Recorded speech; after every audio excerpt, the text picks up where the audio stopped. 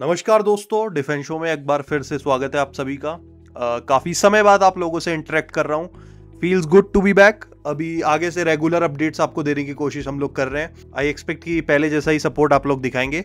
तो ठीक है, मुद्दे की बात पे आते हैं। तो अभी रिसेंटली क्या है कि न्यूज़ सरफेस हो रही है कि इंडियन नेवी ने यहाँ पे यूके का एक शिप है, गल्फ ऑफ एडन करके जो एरिया है, यहाँ पर जाकर इनका एक मर्चेंट शिप है, उसको इन्होंने रेस्क्यू किया है। तो मामला क्या है, इसके लिए थोड़ा सा पीछे चलते हैं। करीब एक महीने पहले आपने देखा होगा कि एक और सिमिलर इंसिडेंट हुआ था, जहां पे इंडियन नेवी के मार्कोस कमांडो ने जाकर सोमालियन पायरेट से हमारी एक मतलब जो शिप थी उसको यहाँ पर रेस्क्यू किया था, और इसमें कुछ हमारे इंडियन क्रू मेंबर्स भी थे, उनको भी बचाया था। तो तभी से जो है मतलब पिछले 2 से 3 महीनों के आसपास से ही रेड सी में थोड़ा सा क्राइसिस चल रहा है। तो इस क्राइसिस के बारे में जानने से पहले आप थोड़ा सा ज्योग्राफी समझ लीजिए इस एरिया की।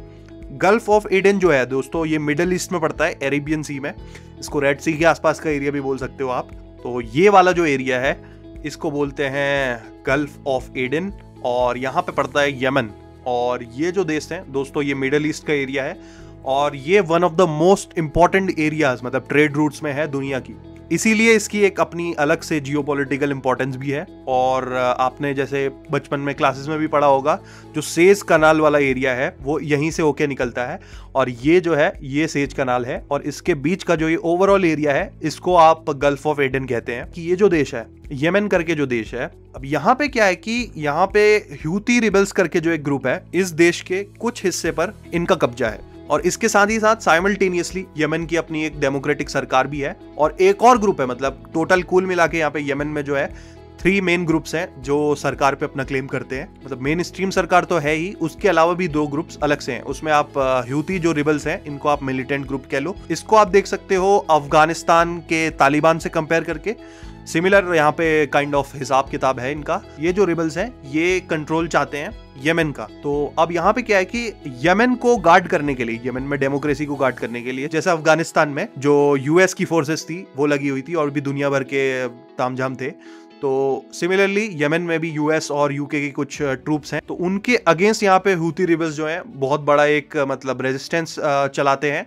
और इसके अलावा जो ये ट्रेड रूट है इसमें से मेजॉरिटी हिस्सा जो है यहाँ पे ये इन्फ्लुएंस रखते हैं, मतलब कि लिटरली पायरेट्स के रूप में ये लोग काम करते हैं। बट रिसेंटली जो इजराइल और हमास वॉर चल रहा है उसको लेकर ये काफी एक्टिव हो गए हैं। अब इनकी डिमांड्स क्या क्या है ये भी सुन लीजिए।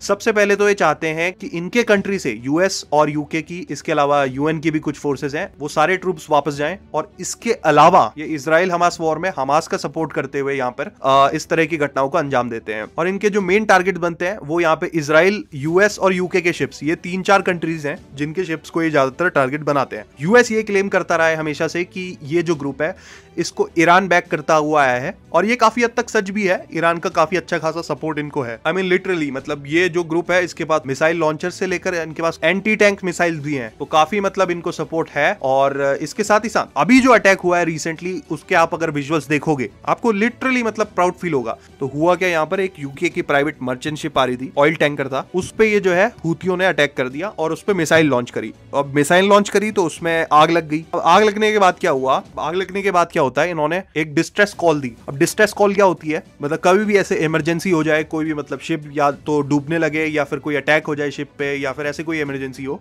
तो एक सिग्नल भेजा जाता है ताकि कोई भी हेल्प इन तक जल्द से जल्द पहुंच जाए। तो इन्होंने ये डिस्ट्रेस कॉल दी। यहाँ पर देखने वाली बात यह है कि बहुत सारी नेवीज यहाँ पर एक्टिव हैं। यूएस की नेवीज है, फ्रेंच नेवी है, यूके की नेवी है, और हाँ इंडिया की नेवी भी यहाँ पर एक्टिव है। तो सबसे पहले जो हमारा पहुंचने वाला है इंडियन नेवी का आईएनएस विशाखापट्टनम यहाँ पे पहुंचा इनको हेल्प देने के लिए। और हमारे ही जो नेवी के पर्सनल थे उन्होंने यहाँ पर इस फायर को एक्सटिंग्विश किया। करीब 6 घंटे के आसपास लगे इनको, और इन्होंने इस शिप को रेस्क्यू कर लिया और मतलब पूरी प्रोटेक्शन दी कि वापस से अटैक ना हो जाए। इसमें देखने वाली बात यह है कि इंडिया का यहाँ पर थोड़ा सा इंटरेस्ट भी है। अभी रिसेंटली ये जो हमले हैं ये काफी बढ़ चुके हैं, तो इससे जो ट्रेड है वो काफी इफेक्ट हो रहा है। और इसके साथ ही साथ जो अभी वाला हमला है, तो इसमें जो ये यूके की वेसल थी, इसमें हमारे करीब 22 के आसपास इंडियन क्रू मेंबर्स थे, एक बांग्लादेशी क्रू मेंबर भी था।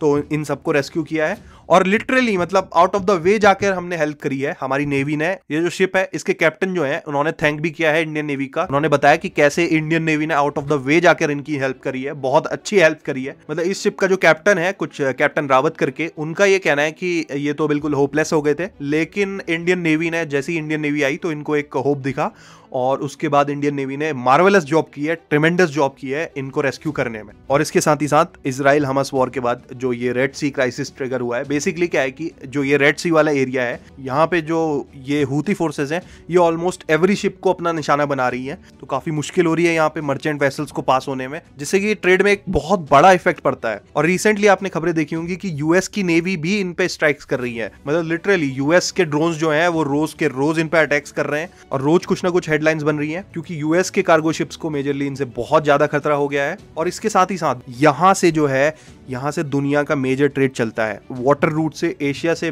यूरोप कनेक्ट होता है, बाकी के वेस्ट से कनेक्ट होता है।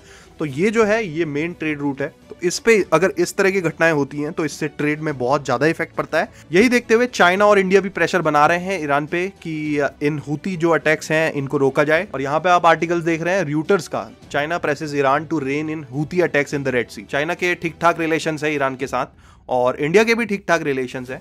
तो चाइना यहाँ पे प्रेशर बना रहा है ईरान पे। जो ये हूती अटैक्स हैं इनसे ट्रेड में काफी दिक्कतें आ रही हैं और काफी प्रॉब्लम्स आ रही हैं, तो इनको आप रोको। देखिए यूएस और बाकी जितने भी कंट्रीज हैं इनको कोई उतना खास इफेक्ट नहीं पड़ेगा, लेकिन इंडिया और चाइना जो कि अभी ग्रोइंग इकोनॉमीज है पूरी दुनिया की, हमारे लिए ये बहुत चिंता का विषय है और हमें अपने ट्रेड रूट्स को सिक्योर करना होगा। तो इसीलिए ये जो शो ऑफ पावर है इंडियन नेवी का, ये काफी अच्छा है। अपनी इन्फ्लुएंस यहाँ पर बनाए रखनी चाहिए हमें, और आगे भी इसको लेकर कोई अपडेट्स आते हैं तो मैं आपको शेयर जरूर करूंगा। बाकी आप क्या सोचते हैं इसके बारे में कमेंट सेक्शन में लिखिए और चैनल को सब्सक्राइब जरूर कर लीजिए। वीडियो अच्छा लगा शेयर करिए। जय हिंद, जय भारत।